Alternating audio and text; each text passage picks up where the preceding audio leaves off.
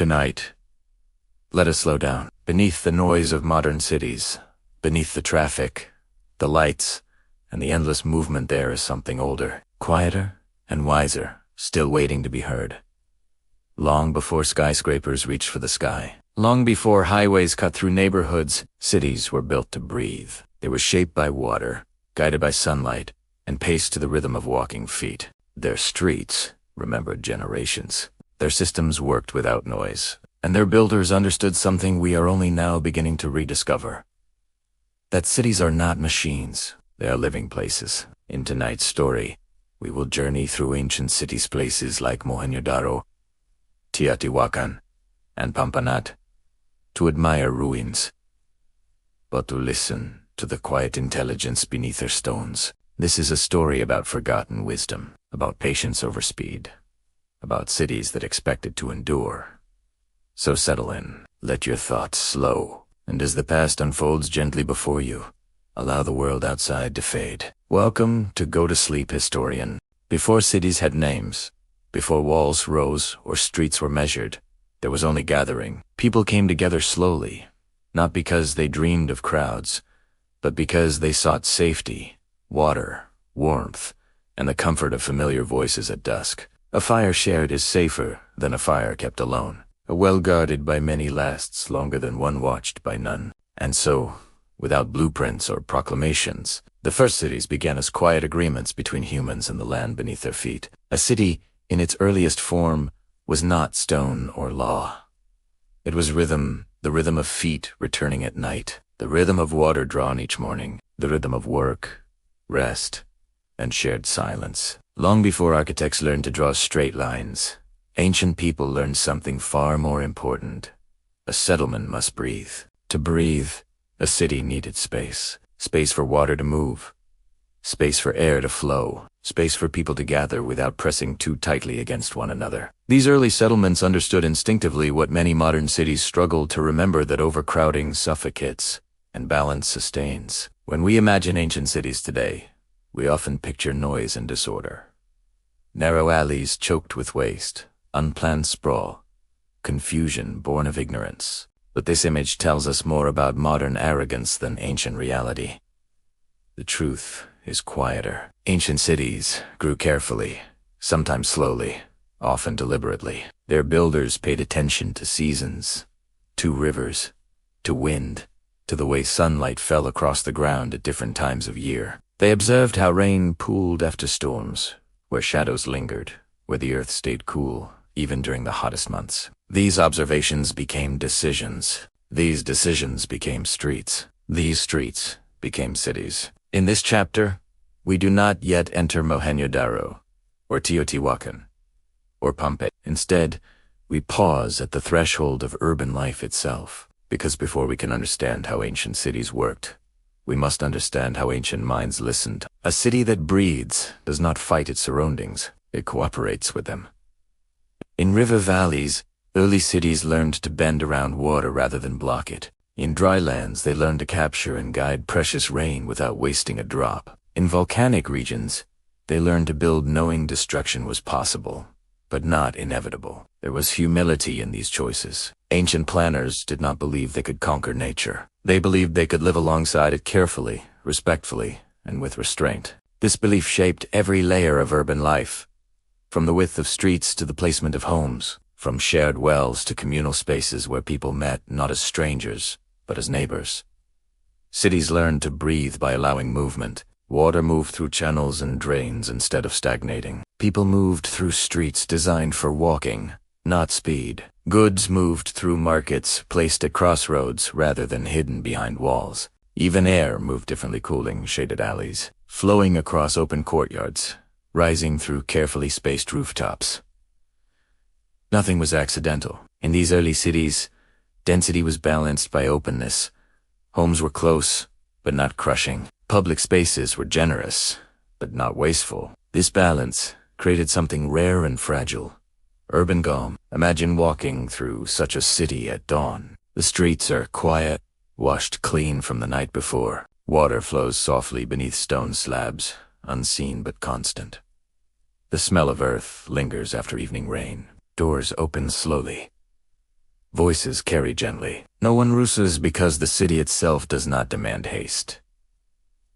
This was not poverty or simplicity. This was design. Ancient builders understood that human bodies and minds have limits.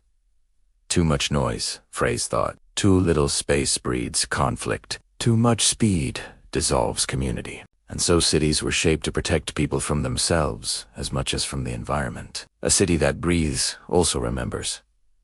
Memory lives in repeated paths routes taken daily. Fountains visited often. Places where people naturally pause. These repeated movements create familiarity, and familiarity creates belonging. Ancient planners did not speak of psychology, but they practiced it intuitively. Streets were not just for travel, they were for recognition. Public spaces were not just functional, they were ceremonial. Infrastructure was not hidden, it was integrated into life. This integration made cities resilient. When something is visible, it can be cared for. When systems are shared, responsibility spreads. When space belongs to everyone, neglect becomes difficult. Modern cities often hide their lifelines under groundwater, waste, power out of sight and out of mind. Ancient cities did the opposite.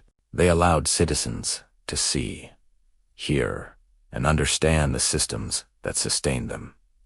This visibility encouraged respect. A city that breathes invites stewardship. As populations grew, ancient cities resisted the urge to expand without thought. Growth was measured.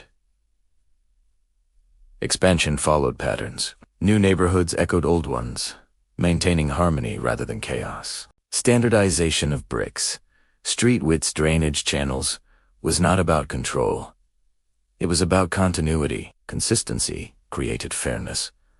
No house stood vastly superior to another. No district was abandoned to disorder. Even status differences were softened by shared infrastructure and common spaces. In this way, ancient cities practiced a quiet form of equality. Not perfect, not utopian, but intentional. And intention matters. Today, we often believe complexity requires advanced technology. Ancient cities prove otherwise. Their complexity arose from observation, patience, and long memory. Decisions were made not for quarterly gains, but for generations yet unborn. A city was a promise that water would flow tomorrow, a promise that streets would still guide travelers decades later, a promise that the city would remain livable, even if rulers changed or fortunes faded. This promise shaped architecture and planning more powerfully than any single leader or empire. Cities outlived kings because they were designed for people, not power. As we move forward in the story, we will enter specific places, cities whose names still echo through history. We will walk their streets, study their water systems, and observe their public spaces. But all of them share this first lesson. They learned to breathe. They allowed space where space was needed. They guided movement rather than forcing it. They honored water, air, and human rhythm as equal partners in urban life. And in doing so, they created cities that endured not just in stone, but in memory. In the chapters that follow, we will see how this philosophy took form in remarkable ways. But for now, we pause here, at the moment when humanity first realized that a city is not built, it is grown. Slowly, carefully, breath by breath. There is a story we often tell ourselves about ancient cities. It is a simple story, and because it is simple, it is comforting. It tells us that the past was disordered, dirty, and naive, that people long ago lived without planning, without foresight, and without understanding. According to this story, progress moves in only one direction, and we, standing at the far end of time, must surely know better. But this story is not true. It is a myth shaped by distance, arrogance, and forgetting. Two ancient city builders. Their world was not crude or unfinished. It was complete in the only way that mattered. It worked. It fed people. It protected them. It allowed daily life to continue with a quiet reliability that required no constant reinvention. The myth of the primitive past begins when we mistake unfamiliarity for inferiority. Ancient streets do not resemble modern highways, so we call them inefficient. Ancient water systems do not hum with machines, so we assume they were fragile. Ancient cities did not glow with electric light, So we imagine darkness and disorder pressing in at every corner. Yet when archaeologists uncovered these cities brick by brick, drain by drain, the truth emerged slowly and often reluctantly. These places were planned, not roguely, not accidentally, but with a clarity of purpose that still surprises modern engineers. Take the idea of sanitation. Many assume that hygiene is a modern concern, born of science and statistics. But ancient cities tell a different story. Long before microscopes revealed bacteria, people understood something just as powerful. Filth breeds illness, and illness weakens communities. They did not need to name germs to respect cleanliness. They observed patterns. When waste lingered, sickness followed. When water flowed freely, health improved. These observations became rules, and these rules became infrastructure. This is where the myth begins to crumble. Primitive cities, we are told, had no systems. But what, then, do we call underground drains that carried wastewater away from homes? What do we call standardized brick sizes that allowed quick repairs? What do we call streets laid out in predictable grids that reduce confusion and conflict? If these are not systems, then the word has lost its meaning. Ancient planners worked without modern tools, but they did not work without intelligence. Their knowledge was empirical, earned through generations of trial, error, and memory. Mistakes were remembered. Successes were repeated. Over time, cities became refined expressions of lived experience. Modern planning often begins with theory. Ancient planning began with observation. This difference matters. When we rely on theory alone, we risk abstraction cities designed for ideals rather than people. Ancient planners rarely had that luxury. If a street flooded, it flooded someone's home. If a well failed, it failed the neighborhood. Consequences were immediate and personal. As a result, ancient cities were shaped by accountability. The myth of primitiveness also assumes chaos, that ancient cities grew without order, like weeds spreading unchecked. But again, the evidence disagrees. Across continents and cultures, ancient cities reveal a remarkable consistency of intention. Streets intersect at right angles. Residential areas cluster around shared resources. Public spaces are placed deliberately, often at symbolic or geographic centers. This order was not imposed for beauty alone. It was practical. Order allows movement without conflict. Order allows resources to be shared fairly. Order allows strangers to navigate unfamiliar places without fear. In this way, ancient cities practiced hospitality at the level of design. A traveler entering such a city did not require a guide. The city itself guided them through visible pathways, repeated patterns, and recognizable spaces. This was not an accident. It was an act of generosity. Even inequality, which certainly existed, was often softened by shared systems. The same drains served rich and poor alike. The same streets carried all footsteps. The same fountains offered water without question. These shared lifelines created a sense of collective belonging that modern cities, divided by invisible boundaries, often struggled to recreate. Another pillar of the primitive myth is the belief that ancient people were careless with resources, that they consumed without understanding limits. That sustainability is a modern invention born of crises. But ancient cities survived precisely because they respected limits. They built with materials close at hand. They reused what could be reused. They repaired rather than replaced. Growth was tempered by necessity, not ambition. Cities expanded only when land, water, and food could support them. This restraint was not moral virtue, it was survival. A city that ignored its environment did not last. Its failure became a lesson etched into collective memory. Future cities avoided the same mistakes, refining techniques over centuries. This slow learning created urban traditions, ways of building and planning passed down like stories, adjusted but never abandoned entirely. The myth of primitiveness fades completely when we consider longevity. Many ancient cities endured for centuries, even millennia. Modern cities, by contrast, often require constant reconstruction. Roads crumble quickly. Systems fail under pressure. Neighborhoods are demolished and rebuilt within a single lifetime. Ancient cities did not expect perfection. They expected endurance. Their buildings aged, but they were meant to. Their materials weathered, but could be repaired. Their layouts accommodated change without losing coherence. This flexibility is a form of intelligence rarely acknowledged. To dismiss these cities as primitive is to misunderstand what progress truly is. Progress is not speed. It is not scale. It is not spectacle. Progress is the ability to sustain life with dignity over time. By that measure, ancient cities were deeply advanced. The myth persists because it flatters us. It reassures us that we stand above the past rather than alongside it. But when we listen closely, when we let the stones speak, we hear a different story. A story of patience.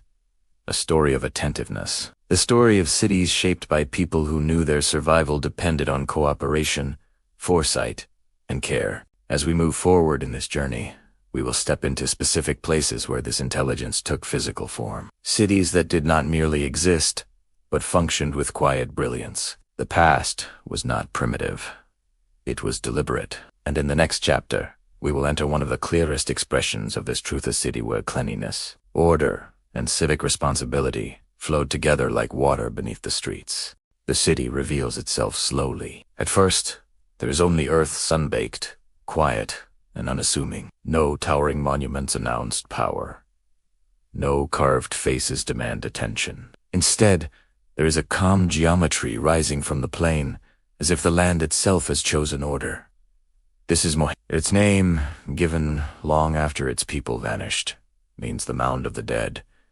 But when the city lived, there was nothing dead about it. It was clean, it was active, and most remarkably, it was said. Long before sanitation became a modern obsession, Mohenjo-Daro built itself around cleanliness not as luxury, but as obligation. The streets of the city run straight and true, intersecting at right angles. They are wide enough for carts, yet narrow enough to remain shaded through much of the day. Houses face inward, their outer walls plain and reserved. Life here is not meant for display. It is meant for function. What sets Mohenjo-Daro apart is not what rises above ground, but what moves beneath it. Under nearly every street lies a system of covered drains, carefully constructed from baked brick and sealed with precision. These drains are not haphazard trenches. They are standardized, sloped, and maintained through access points placed at regular intervals. Wastewater does not linger. It flows. Each home, regardless of size, connects to this system. Bathrooms are common. Private wells serve individual households. Water is drawn, used, and guided away with deliberate care. Cleanliness here is not reserved for elites. It is woven into daily life. This alone challenges centuries of assumption. We often imagine ancient cities drowning in filth, their inhabitants unaware of hygiene. Mohenjo-Daro stands as a quiet rebuttal, built not with slogans, but with brick and gravity. Consider the effort required to build such a city. Every brick is standardized, shaped to the same proportions. This allows walls to align, drains to connect, and repairs to be made without reinvention. It suggests centralized planning, but not tyranny. It suggests cooperation, shared agreement, that uniformity serves the whole. Even the placement of homes reflects this philosophy. Houses cluster along lanes, often 2 stories tall, built around central courtyards. These courtyards allow light and air to circulate while preserving privacy. The city breathes inward and outward at once. The result is balance.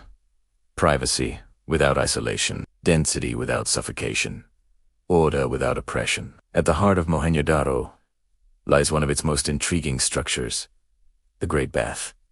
It is not large by modern standards, but it is monumental in meaning, carefully waterproofed with layers of brick and bitumen, fed by wells, and drained with precision. The bath stands as a testament to collective ritual.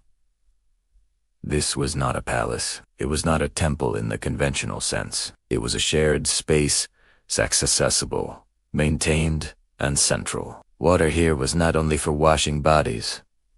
It was for renewing belonging. No inscriptions tell us exactly how the bath was used, but its careful construction speaks clearly. This was a place where people gathered, paused, and perhaps cleansed themselves before important moments. It suggests a culture that valued inner order alongside outer cleanliness. Surrounding the bath are elevated platforms and broad buildings, often interpreted as administrative or communal spaces. Bathhaven ere, The architecture resists grandeur. There are no grand thrones, no overwhelming displays of dominance. Power in Mohenjo-Daro was quiet. The city does not shout its hierarchy. It implies coordination rather than command. Decisions appear to have been made with long-term function in mind, not personal legacy. This is visible everywhere. Street corners are rounded, allowing carts to pass smoothly. Drain covers can be lifted for cleaning. Wells are positioned thoughtfully, never too far from those who rely on them. Even refuse is managed carefully, directed away from living spaces. Every design choice answers a simple question: how do we live together without harm? Modern cities often ask different questions: how to grow faster, how to extract more, how to impress. Mohenjo-Daro asked how to endure, and endure it. For centuries, this city thrived along the Indus River, adapting to seasonal floods and shifting waters. Its builders understood that rivers are partners, not enemies.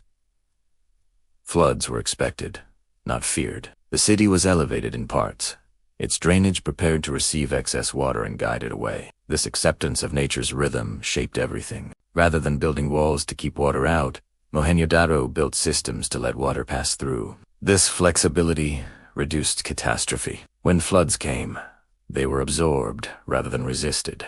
There is humility in this approach, humility often missing in later empires. What remains most striking, however, is what the city lacks. There are no obvious palaces, no colossal statues, no inscriptions praising kings. The city's legacy is not carved in names, but embedded in systems. This suggests a society that valued collective well-being over individual glorification. It is tempting to romanticize such a place, but Mohenjo-Daro was not utopia. Life was still hard, resources still finite, floods still dangerous. Yet within these constraints, the city achieved something rare: stability without spectacle. Cleanliness was not enforced through punishment.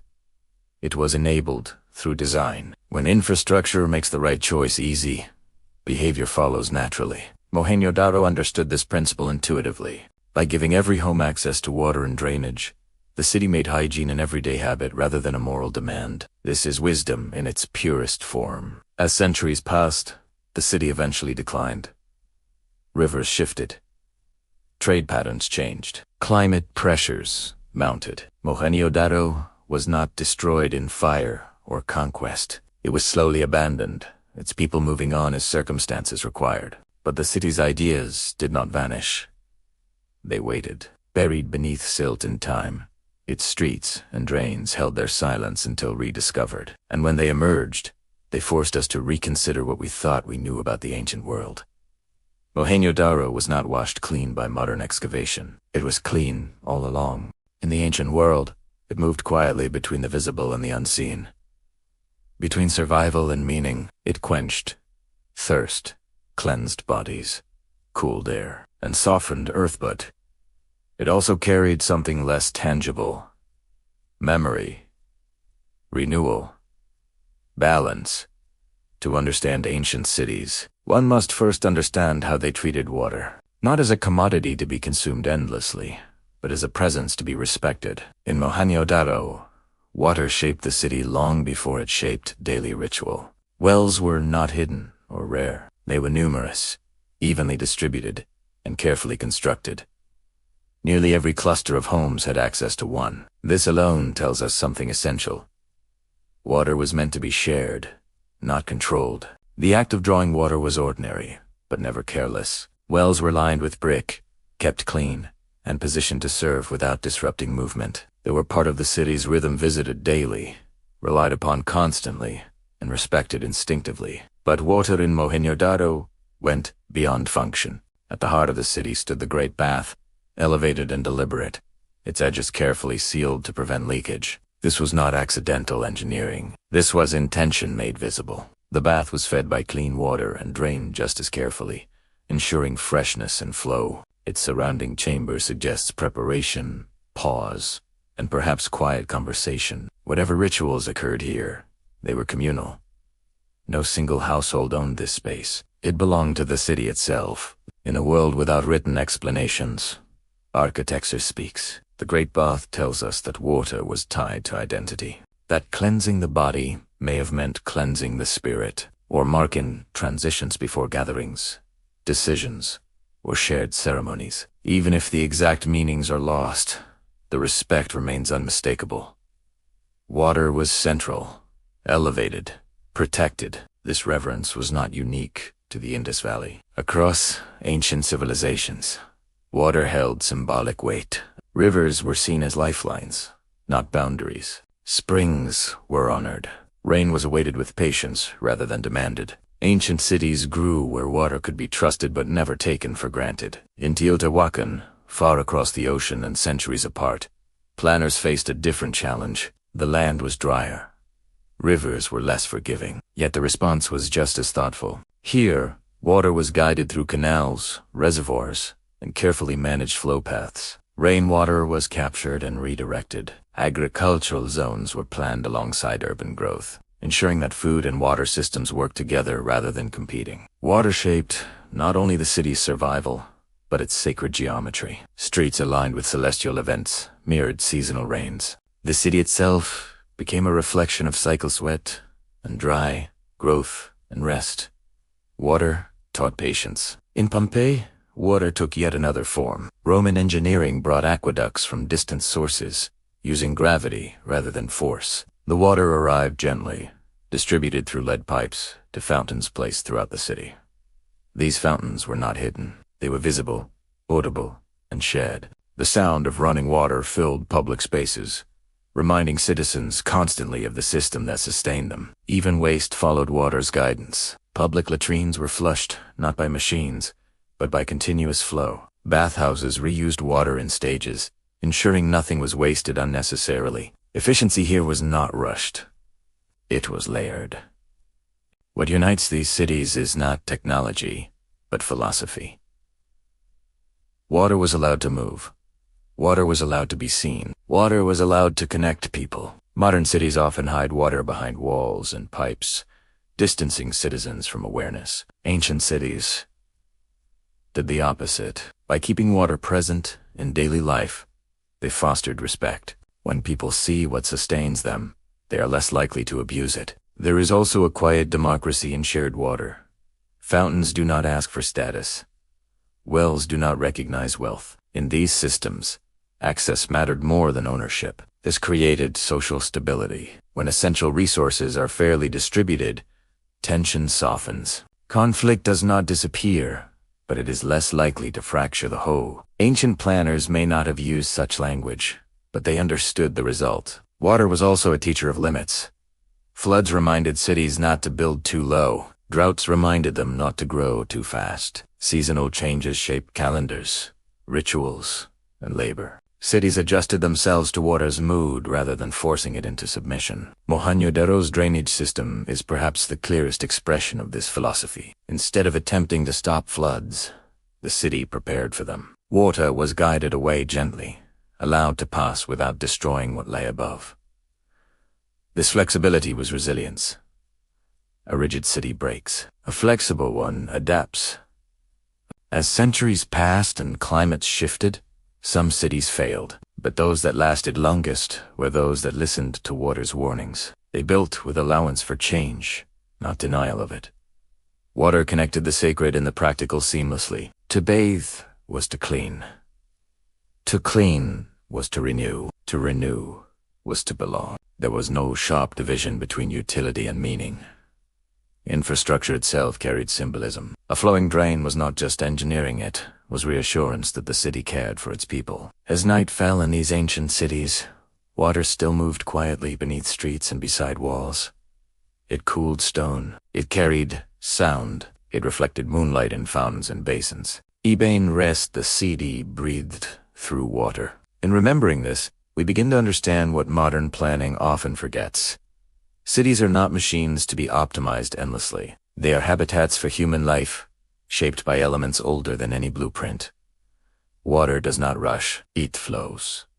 It flows. And in the chapters ahead, we will see how this same respect for rhythm shaped streets, spaces, and communities places where people did not merely pass through, but truly belonged. If water was the lifeblood of ancient cities, then streets were their nervous system. They carried movement, memory, and meaning. They guided footsteps the way thoughts guide actions, quietly, persistently, and with purpose. In ancient cities, streets were never accidental. They were laid not only to connect places, but to shape behavior, reduce conflict, and create a sense of order that felt natural rather than imposed. To walk an ancient street was to feel guided without being commanded. In Mohenjo-Daro, the logic of the streets reveals itself almost immediately. Major avenues run straight, intersecting smaller lanes at right angles. This grid is not rigid or cold. It is forgiving. Streets are wide enough for carts and gatherings, yet narrow enough to remain shaded for much of the day. The city does not overwhelm the walker. It orients them. There's comfort in predictability. When a street continues straight, the mind relaxes. When intersections are consistent, confusion fades. Ancient planners understood this without naming it. Their cities reduced mental strain by making movement intuitive. Streets were not only for travel, they were for daily life. Children played along their edges. Vendors paused at corners. Neighbors exchanged words across thresholds. The street was a shared extension of the home, a place where private lives brushed gently against public presence. This balance mattered. In many ancient cities, homes turned inward, with courtyards hidden from the street. This preserved family life, while allowing the exterior to remain calm and reserved. The street did not intrude. It supported. Corners were softened. Sharp angles were avoided where carts turned and people gathered. Rounded edges reduced collisions, both physical and social. Even stone seemed shaped with empathy. Such details are easy to overlook, but they accumulate into something powerful. Ease. In Teotihuacan, streets took on an even grander role. The Avenue of the Dead stretches across the city like a spine, wide and deliberate, drawing the eye toward distant pyramids. But despite its scale, the avenue does not feel oppressive. Its proportions invite procession rather than domination. This was a street designed for shared experience. Ceremonies, markets, and daily movement all flowed through this central artery. Smaller streets branched outward, connecting neighborhoods like veins, connecting organs. Each district remained distinct, yet connected. Order here was not about control. It was about clarity. You knew where you were. You knew where you were going. And you knew how to return. Ancient cities valued this certainty deeply. Getting lost was not merely inconvenient, it could be dangerous. Clear streets were a form of protection. In Pompeii, streets carried another layer of intelligence. Stone slabs formed the road surface, worn smooth by centuries of footsteps and wheels. Raised stepping stones crossed intersections, allowing pedestrians to pass above wastewater that flowed along the sides. This design did not remove mess entirely. It managed it. The street acknowledged reality rather than denying it. Waste existed, so it was guided away. People walked, so paths were raised. Carts rolled, so ruts were allowed to form naturally. This acceptance of where made streets resilient. Repairs followed patterns already set by use. The city listened to how its people moved and adjusted accordingly. Street width also mattered. Narrow residential lanes slowed movement, encouraging awareness and interaction. Wider roads handled trade and transport. The city itself regulated speed long before laws or signs existed. Slow streets fostered community. Fast streets supported commerce. Each had its place. Ancient planners understood that movement shapes mood. A hurried environment creates tension. A measured one invites calm. By varying street design, cities offered different emotional spaces within the same walls. There is also something deeply democratic about ancient streets. They were shared equally. No one owned the road. No gates restricted passage through neighborhoods. Streets belonged to everyone, and in belonging to everyone, they demanded a certain respect. This shared ownership reduced division. Rich and poor walked the same routes. Merchants and laborers crossed paths daily. The city stitched its people together through repeated encounters. Modern cities often separate, functions residential here, commercial there, creating invisible barriers. Ancient cities mixed life gently, allowing chance meetings and shared routines to create cohesion. Streets also carried memory. The same paths walked daily became familiar, comforting. Over time, people knew where shadows fell in the afternoon, where puddles formed after rain, where sounds echoed differently at night.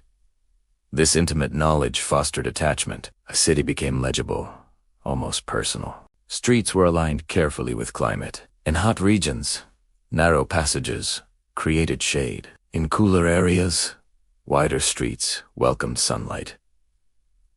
Orientation mattered. Wind was invited or blocked deliberately. This sensitivity to environment turned streets into tools of comfort rather than conduits of stress. Even the materials chosen carried intention. Stone retained heat. Brick cooled slowly. Dirt absorbed sound. Each choice shaped how a street felt beneath bare feet or cartwheels. Nothing was random. Streets laid like thoughts, guided people not just physically, but socially. They directed gatherings toward plazas. They funneled commerce toward markets. They framed important buildings without isolating them. Cities did not need signs or surveillance. Their design gently suggested appropriate behavior. As night filled streets softened it further, sounds carried less. Movement slowed. Lanterns flickered. The city did not transform into danger. It transitioned into rest. This transition was supported by design. Narrow lanes reduced speed. Familiar routes reduced fear. The city cared for its inhabitants even as it slept. In studying these streets, we learn that intelligence does not always announce itself loudly. Sometimes it whispers through alignment, proportion, and repetition. Ancient streets were not monuments. They were promises. Promises that you could move safely, that you could find your way, that the city would hold together. The city does not appear suddenly. It rises slowly from the plain, its shape becoming clear only as one draws closer. At first, there is emptiness, wide land under an open sky. Then lines emerge, distant forms, catching light at precise angles. This is Teotihuacan. Its name, given centuries later by those who found it abandoned, means the place where the gods were born. But when the city lived, it was something quieter and more deliberate. A city aligned with the heavens, built not to dominate the land, but to reflect the order of the sky above it. Teotihuacan was planned on a scale rarely attempted in the ancient world. It was not a city that grew organically around a single core. It was envisioned whole, laid out with intention from its earliest foundations. At the heart of the city stretches the Avenue of the Dead, a vast, straight thoroughfare running north to south, guiding the eye and the body toward monumental structures that anchor the horizon. This avenue is not merely a road. It is a statement. Movement here becomes ceremony. As people walked this avenue, they were reminded of something larger than themselves. The proportions dwarf the individual without crushing them. The space invites humility rather than fear. This balance is deliberate. Teotihuacan's planners aligned the city with celestial events, solar cycles, seasonal shifts, and perhaps even specific stars. Buildings are angled slightly off true north, a choice once thought to be error, now understood as intention. The city mirrors cosmic rhythms, tying daily life to the movements of the heavens. Here, architecture becomes astronomy. The pyramid of the sun dominates the landscape, not by ornament, but by mass. It rises in stepped layers, broad and grounded, echoing the mountains that frame the valley. Climbing it would have been an act of effort and reflection, a slow ascent mirroring the journey from earth toward sky. Yet Teotihuacan was not built only for ritual. Beneath its monumental surfaces lay a city of neighborhoods carefully organized, densely populated, and remarkably consistent. Residential compounds housed extended families, craftsmen, and traders. These were not temporary shelters. They were well built, planned, and supplied with drainage and access to shared resources. This combination of cosmic ambition and domestic care is what sets Teotihuacan apart. The city did not sacrifice daily life for symbolism. It wove meaning into routine. Water management here was sophisticated, if less visible than in Mohenjo-Daro. Canals directed rainfall and runoff. Agricultural fields were integrated into the urban plan, ensuring food supply remained close to the city's heart. The land was not exhausted, it was negotiated with. Teotihuacan thrived because it understood scale. Large enough to inspire, small enough to function. Its planners resisted endless expansion. The city grew to a size it could sustain, then stabilized. Neighborhoods remained walkable. Resources remained accessible. The city did not sprawl, it settled. This restraint is rare in history. Trade flowed through Teotihuacan, connecting it to distant regions. Obsidian, pottery, textiles, and food moved along its streets. Yet despite this economic importance, the city does not feel hurried. Markets were spaces of exchange, not chaos. Streets absorbed traffic without strain. Public spaces allowed pause. Even power here appears diffuse. There is no single palace dominating the city. Authority seems shared among institutions rather than concentrated in one figure. The city functioned through systems rather than spectacle. This absence of overt domination gives Teotihuacan a strangely modern feel. It suggests governance through structure, not intimidation. Light plays a crucial role in the city's experience. At certain times of year, sunlight aligns with stairways and plazas, creating moments of reflection and ceremony. These events were not daily, but seasonal reminders that time itself moved in cycles larger than any single life. Living in Teotihuacan meant living with awareness of time. Days were shaped by sunlight and shadow. Years were marked by celestial events. The city encouraged patience by embedding rhythm into its stone. At night, the vastness of the avenue would have softened. Fires and torches illuminated gatherings. The sky above, unobstructed by tall buildings, would have stretched endlessly. The city did not block the stars he'd framed them. This connection between urban life and the cosmos fostered a sense of belonging not just to the city, but to the universe beyond it. Teotihuacan eventually declined. Its population dispersed. Fires marked its final chapters, though not necessarily through violent conquest. The reasons remain debated: climate stress, internal shifts, external pressures. But what remains is its silence. Walking its avenues today, one feels order without instruction. The city still guides movement. It still aligns thought with space. Even abandoned, it breathes intention. Teotihuacan teaches us that cities can aspire without arrogance. That scale can inspire without overwhelming. That alignment with land, sky, and human rhythm creates harmony that lasts beyond occupation. In a modern world where cities reach upward without looking back or outward without pause, Teotihuacan reminds us to look up, to remember that human life unfolds beneath larger patterns. A city can be planned with care, aligned with the sky, and shaped with intelligence, but without food, it cannot endure. Ancient cities understood this truth deeply. They did not imagine food as something that simply appeared within walls. It came from soil, water, seasons, and labor. And if these were misused, the city itself would suffer. To feed a city without wounding, the land was not an ideal. It was necessity. In Teotihuacan, the relationship between city and countryside was not distant or abstract. Fields were not pushed far away, forgotten beyond the horizon. They existed alongside neighborhoods, woven into the urban plan like a quiet promise of continuity. Agriculture here was deliberate and restrained. The land surrounding the city was shaped to capture water rather than lose it. Terraces slowed erosion. Channels guided rainfall. The soil was allowed to rest between cycles, acknowledging that exhaustion brings collapse. Food production was not driven by excess. It was guided by balance. This balance required patience. Crops followed seasonal rhythms.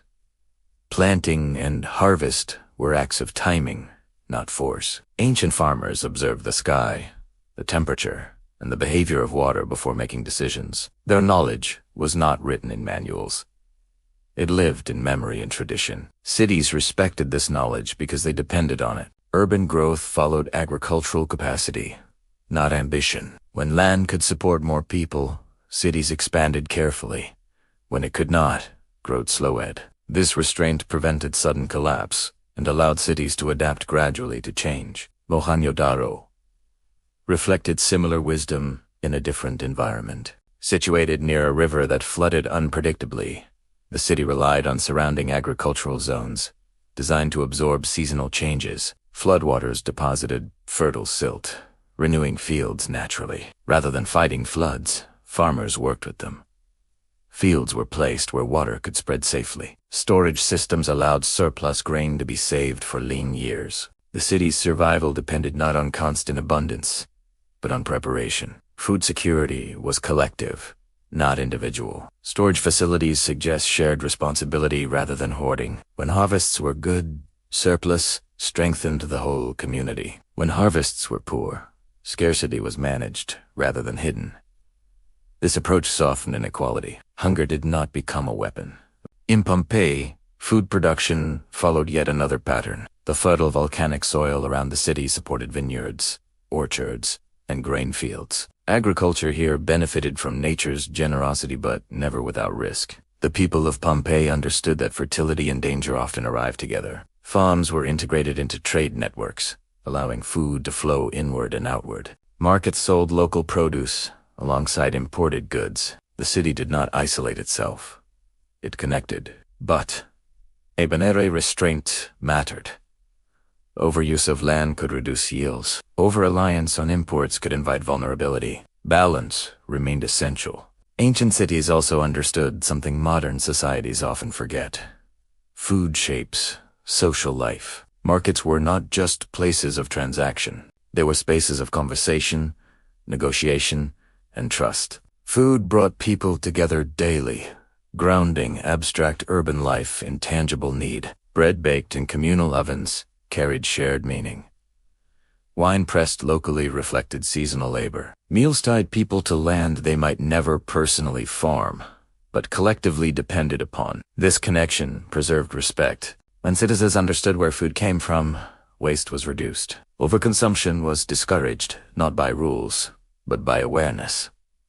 Hunger was remembered, even in times of plenty. Ancient cities designed infrastructure to support this awareness. Roads connected farms to markets efficiently. Storage facilities protected harvests. Public spaces facilitated exchange. None of this required excess speed. It required reliability. Feeding a city also meant planning for failure. Droughts happened. Floods destroyed crops. Pests arrived without warning. Ancient planners did not assume stability. They assumed change. Resilience was built through diversity, multiple crops. Barriet fields, alternative trade routes. No single failure was allowed to threaten the entire system. This distributed risk kept cities alive. Urban diets were shaped by availability rather than desire. Seasonal eating was normal. Preservation techniques, drying, salting, fermenting extended food life without technology. Time was an ingredient. By slowing consumption and respecting cycles, ancient cities reduced strain on land. Fields recovered. Water sources replenished. The city endured. There is a quiet humility in this approach. Ancient cities did not imagine themselves separate from nature. They understood themselves as dependents within a larger system. Their survival required cooperation with forces they could not control. This humility influenced city planning at every level. Walls did not cut cities off from farmland entirely. Gates opened toward fields. Paths remained clear. The city acknowledged its reliance openly. Modern cities often conceal this dependence, importing food from unseen distances. Ancient cities kept it close, visible, and remembered. When land was wounded, overfarmed, eroded, or polluted, cities suffered. Ancient history is filled with examples of collapse, born not of invasion, but of ecological mismanagement. Those cities that learned restraint survived longer. Feeding the city was not about maximizing output. It was about sustaining life across generations. This perspective shaped attitudes toward growth, wealth, and success. Prosperity was measured not in surplus alone, but in stability. A city that fed itself reliably was wealthy in the truest sense. As dawn came, markets stirred, connecting soil to street, land to home. The city lived because the land was allowed to live. When we think of Pompeii, we often think of an ending. Ash falling from a darkened sky. Streets frozen in silence. Lives halted mid-step.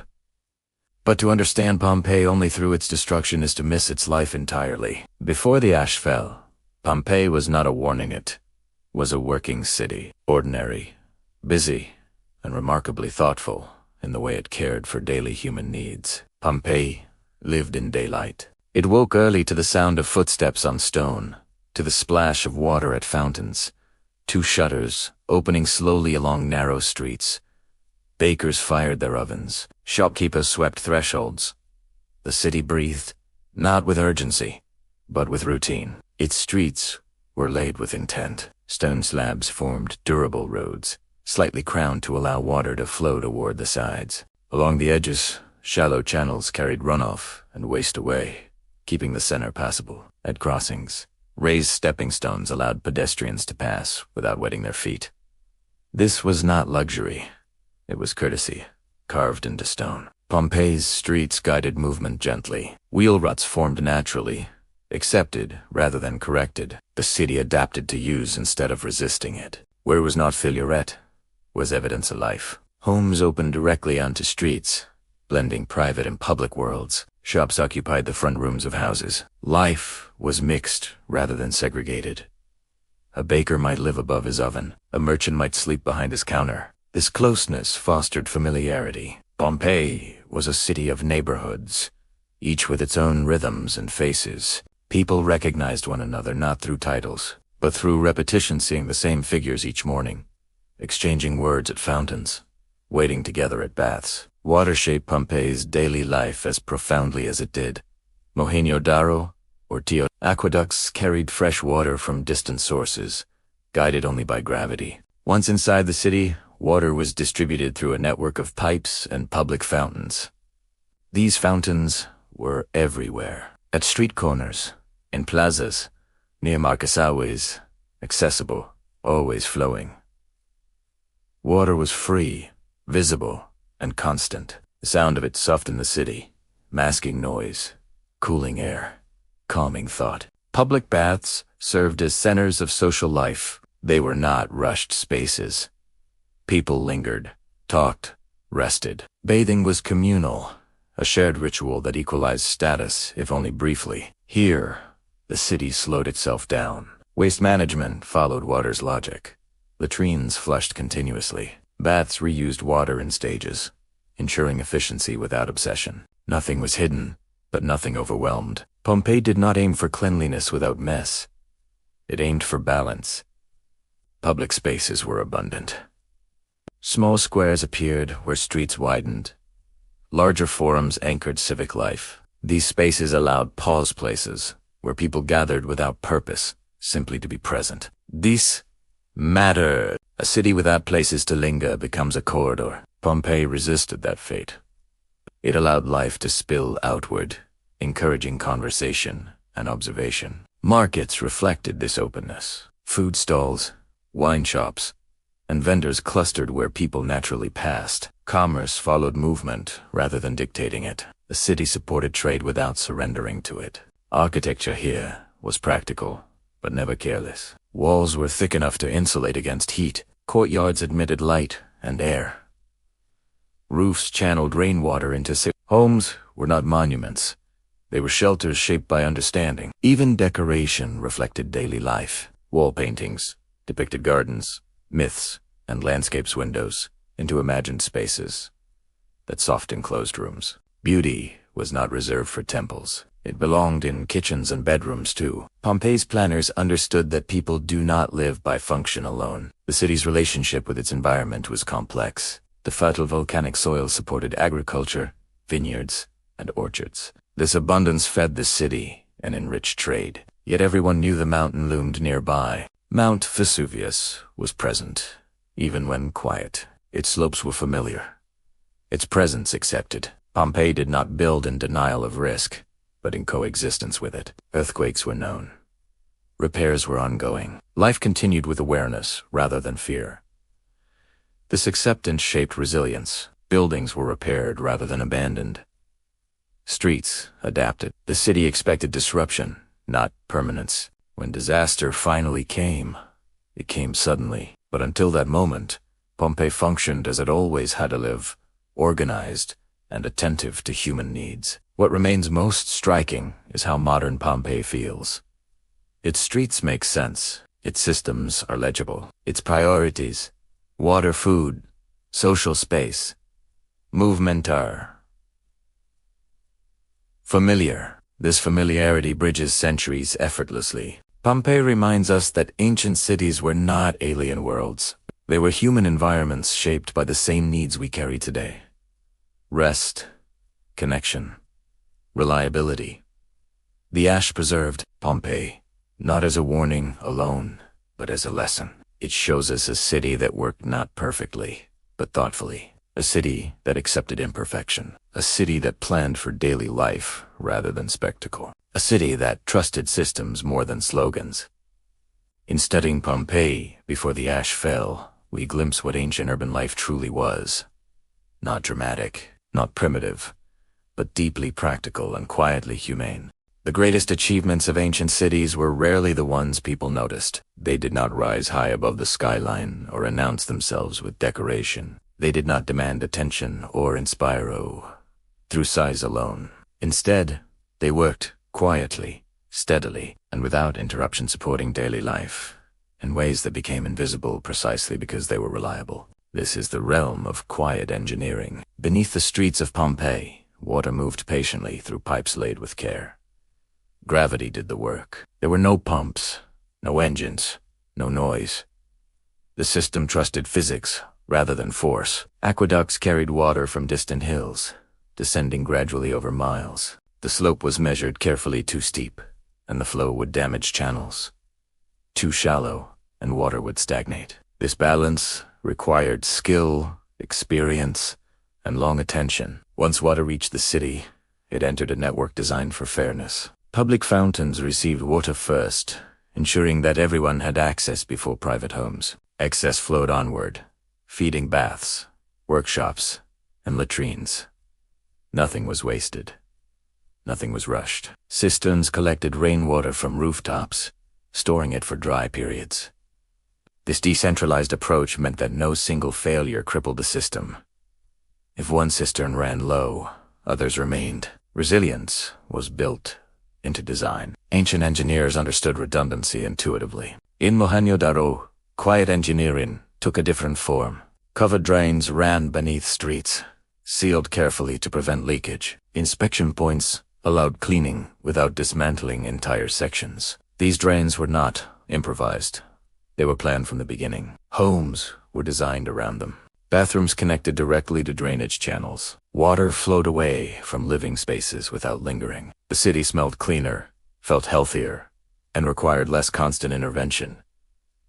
The genius here was not complexity. It was simplicity executed well. Teotihuacan, too, relied on unseen systems. Canals managed rainfall and runoff. Agricultural terraces controlled erosion. Water moved through the city landscape as part of its natural descent, guided rather than constrained. In each case, ancient cities relied on passive system structures that functioned continuously without active control. Once built, they required only maintenance, not reinvention. This approach respected human limits.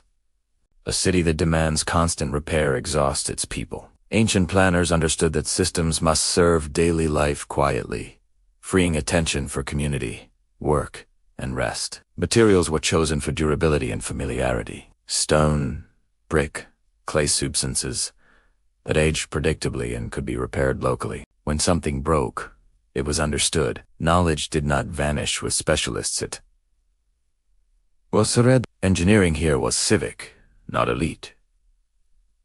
Public understanding mattered. People knew where water came from.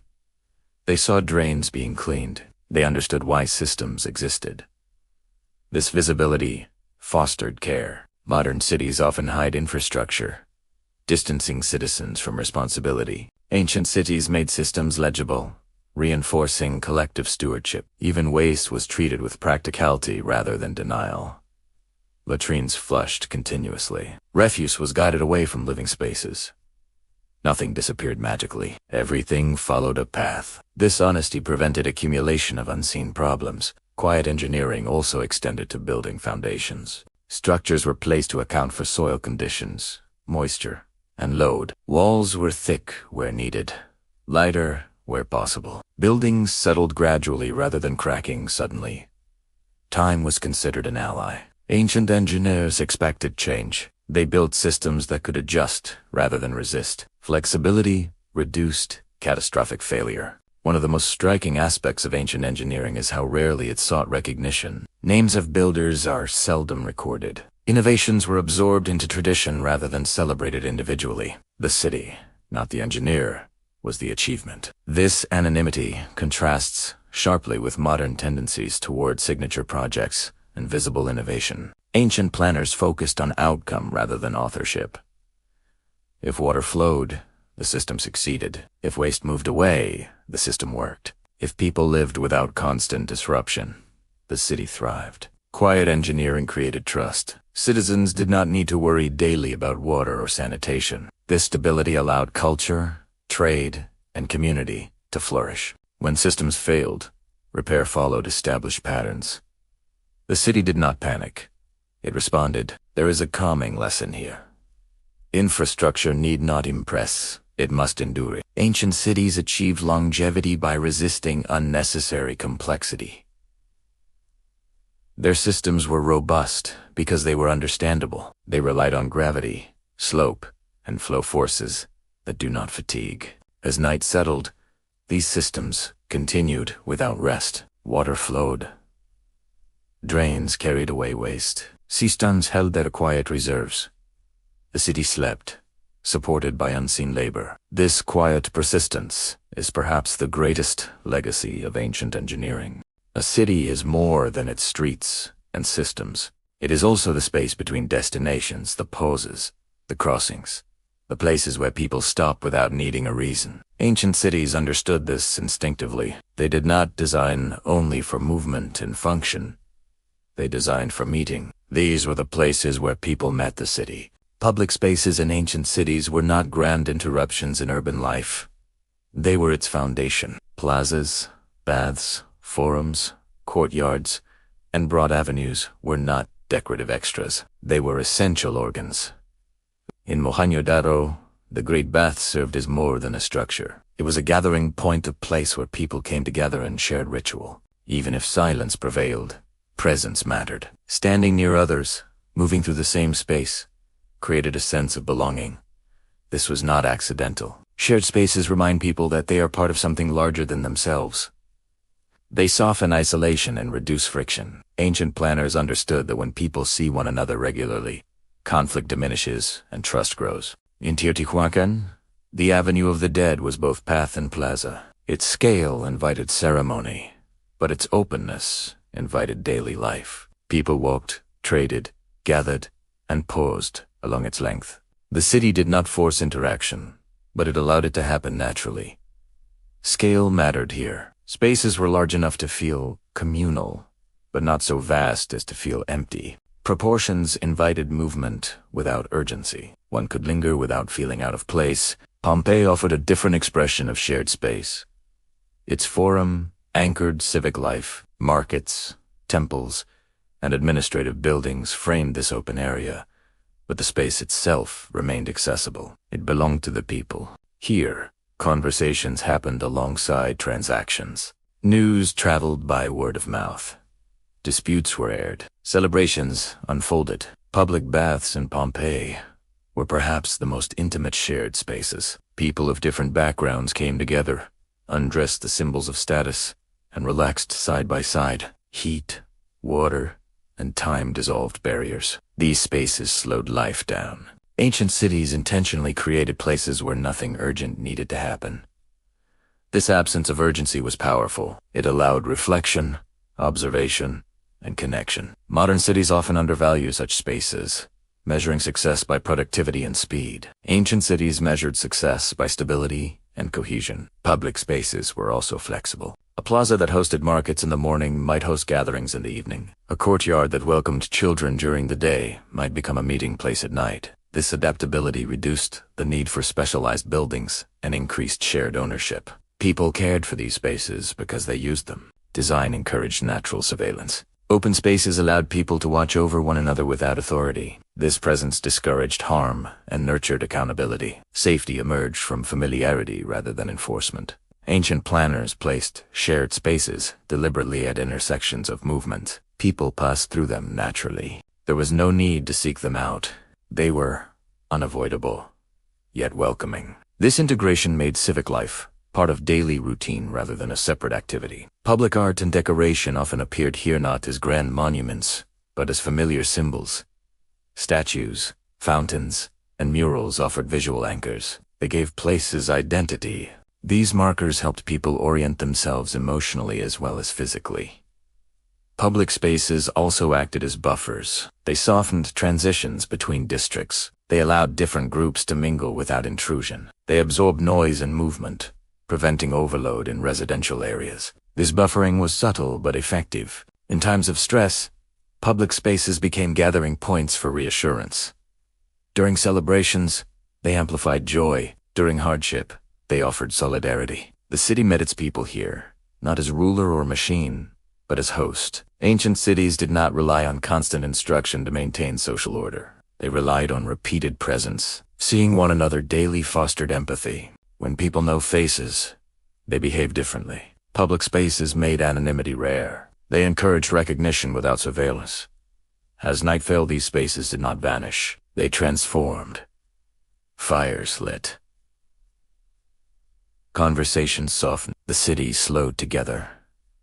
These shared moments created memory. They tied people emotionally to their city. A city that provides space to meet becomes more than a place to live. It becomes a place to belong.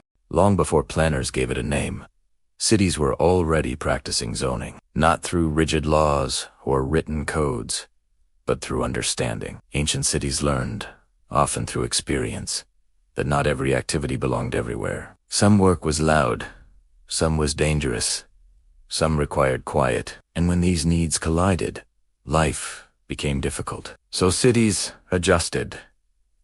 They did not separate life into isolated compartments. They arranged it thoughtfully. In Mohenjo-Daro, residential areas clustered together, set slightly apart from industrial activity.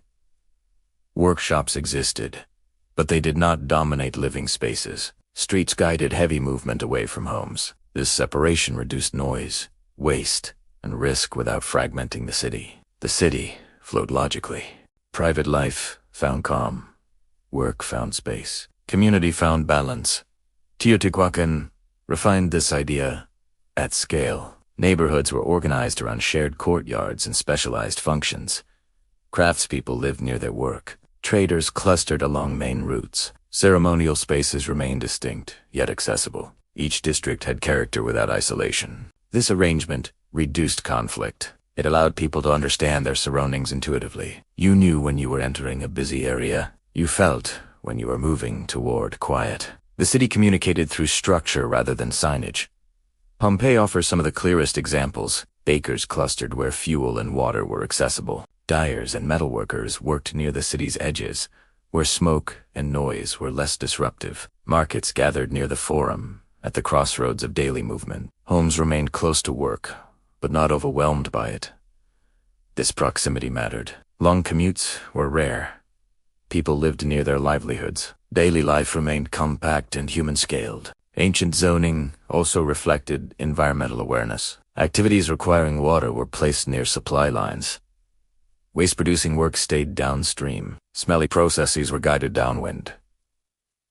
Cities paid attention. Rather than fighting environmental realities, they accommodated them. This reduced strain on systems and improved quality of life. Importantly, zoning was not absolute. Mixed-story spaces were common. Shops occupied ground floors, with living quarters above.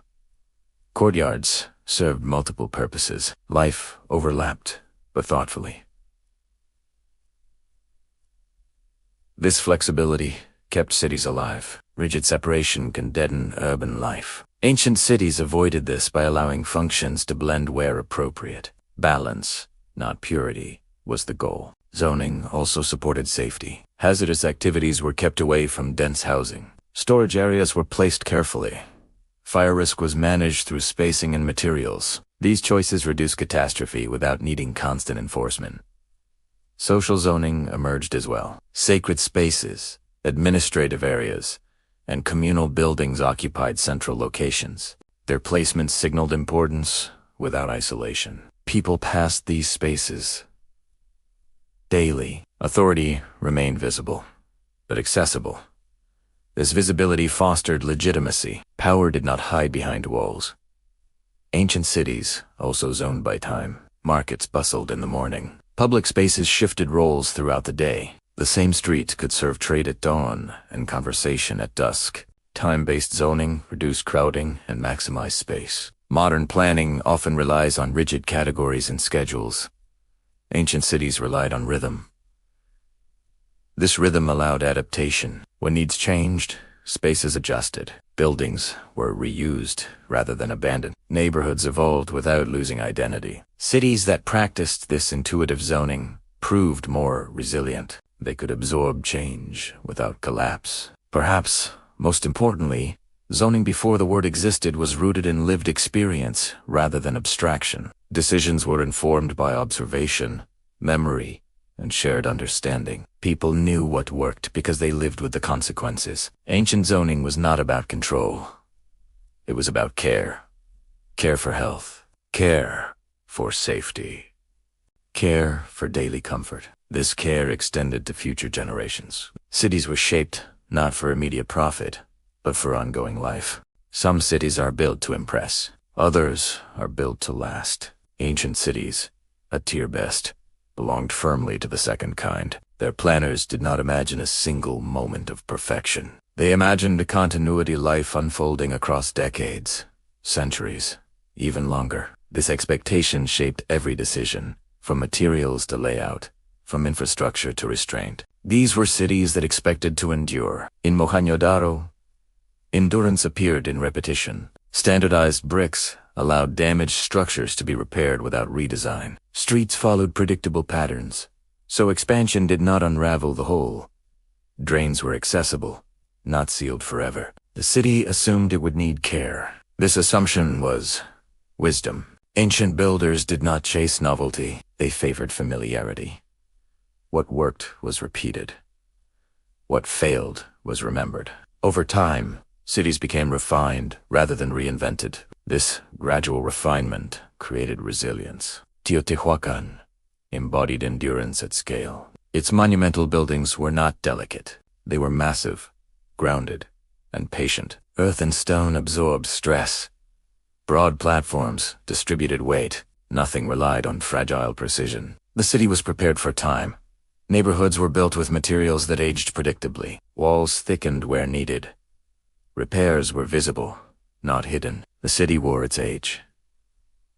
Honestly, Pompeii, too, reveals this mindset. Homes were repaired repeatedly after earthquakes. Cracks were patched, walls reinforced. Life continued with adaptation rather than abandonment. There was no illusion of permanence without maintenance. Ancient cities accepted decay as part of life. They planned for it. Structures were designed to be fixable. Systems were designed to be understood. Modern cities often build for speed and spectacle, assuming future solutions will correct present flaws. Ancient cities assumed the opposite, that future generations would inherit their decisions and deserve something workable. This sense of responsibility extended to resource use. Materials were chosen not only for availability, but for longevity. Stone, brick, and wood were familiar, repairable, and reusable. Buildings were dismantled carefully when no longer needed. Components lived multiple lives. Nothing was truly disposable. Climate awareness also supported endurance. Cities aligned with wind patterns, sunlight, and seasonal change. Roofs shed rain. Walls moderated temperature. Design reduced strain on both people and structures. This reduced wear. Ancient cities did not fight climate. They accommodated it. This reduced catastrophic failure and extended lifespan. Social endurance mattered as much as physical durability.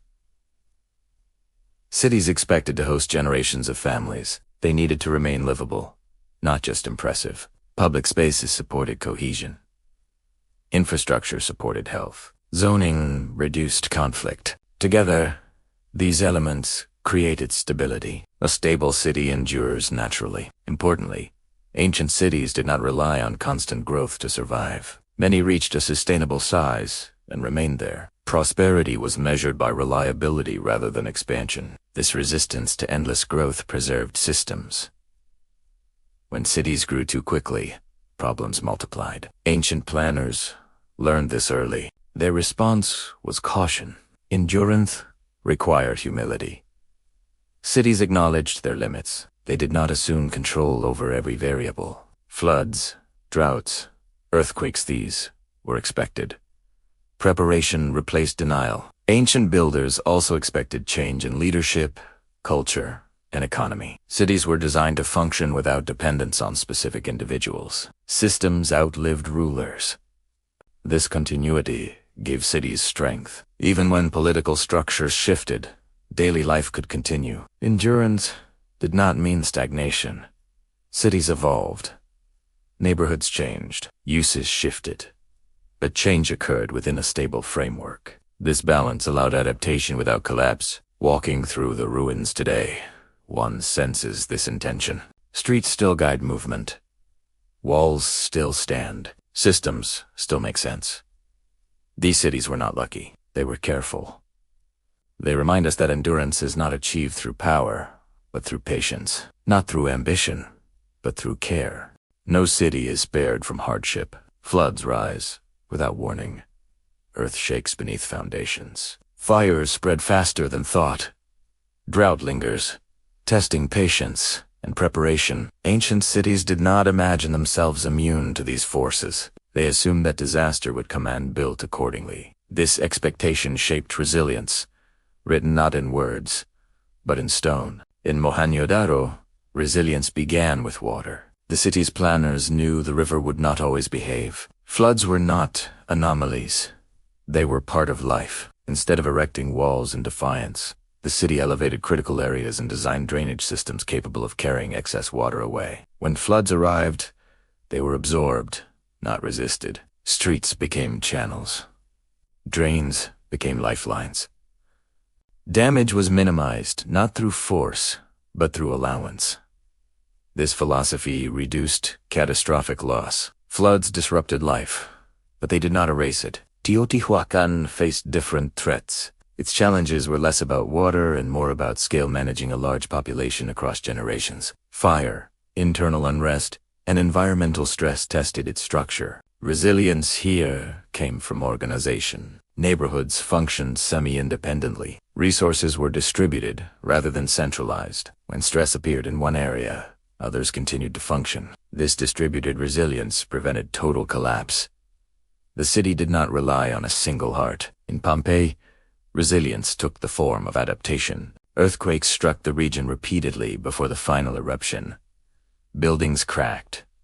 Walls fell. Repairs followed. Life continued. The city learned to rebuild without erasing itself. Reinforcement techniques evolved. Materials were reused. Knowledge accumulated. This persistence reflects a mindset. Disaster was interruption, not ending. Ancient cities also practiced resilience through redundancy. Multiple wells, multiple routes, multiple storage sites. No single failure was allowed to cripple essential systems. This redundancy required restraint. It meant investing in backup rather than spectacle. Resilience was also social. Strong communities recover faster. Ancient cities fostered connection through shared spaces, routines, and responsibilities. When disaster struck, people knew where to gather. Whom to trust, how to respond. Social cohesion reduced panic. Ancient planners may not have used the word resilience, but they understood its components. Flexibility, preparation, and community. Buildings were constructed with tolerance for movement. Thick walls absorbed stress. Foundations settled rather than snapped. Materials cracked visibly, offering warning before failure. This gradual response saved lives. Resilience also meant knowing when to retreat. Some cities were abandoned deliberately when conditions changed too severely. This was not failure. It was adaptation. Survival sometimes meant leaving, Ancient societies accepted this possibility. Cities were not sacred beyond reason. People mattered more than structures. This acceptance reduced desperation. Modern cities often resist retreat, clinging to places long after conditions worsen. Ancient cities balanced attachment with pragmatism. Resilience was also learned through memory. Stories of past disasters shaped future planning. Each flood, fire, or quake became instruction rather than trauma alone. Cities remembered collectively. This memory shaped urban form. Streets widened where fire spread. Buildings reinforced where walls fell. Systems improved after failure. Resilience grew over time. Walking through ancient ruins today, we see scars, repairs, reinforcements, adaptations. These are not signs of weakness. They are evidence of survival. The stone remembers struggle. Ancient cities endured not because they were flawless, but because they were forgiving. They allowed error, adjusted, and continued. This humility contrasts sharply with modern expectations of permanence and control. Resilience written in stone teaches us that strength lies not in resisting change, but in preparing for it. There was a moment when speed became a virtue. Cities began to measure success by how quickly they could rise, how rapidly they could expand, how efficiently they could produce. Streets widened for vehicles rather than footsteps. Buildings reached upward without pause. Systems grew complex, powerful and fragile. In that moment, something ancient was left behind. When we built faster, we forgot how to listen. Ancient cities listened to land before shaping it. They watched water move. They observed wind and sun. Growth followed understanding. Modern cities often reverse this order. Plans are drawn first. Nature is corrected later. This reversal has consequences. Speed favors shortcuts. Infrastructure is hidden, rushed, and overburdened. Maintenance becomes interruption rather than expectation. Systems grow dependent on constant intervention. Ancient cities avoided this trap by trusting slow forces gravity. Flow, repetition. Their systems worked quietly, day after day, without constant oversight. We forgot the value of passive design. We also forgot scale. Ancient cities grew until systems strained, then paused. Modern cities push beyond limits, assuming technology will compensate. Density increases faster than infrastructure. Complexity outpaces comprehension. The result is fragility. We forgot that cities are experienced at walking speed. Ancient streets were designed for bodies. Movement was human-paced. Modern cities prioritize velocity, sacrificing comfort and connection. Noise increases. Stress follows. Public space shrinks. The city becomes something to pass through rather than inhabit. We forgot visibility. Ancient infrastructure was seen, understood, and cared for. Modern systems are buried, hidden, and abstract. When something fails, repair becomes emergency rather than routine.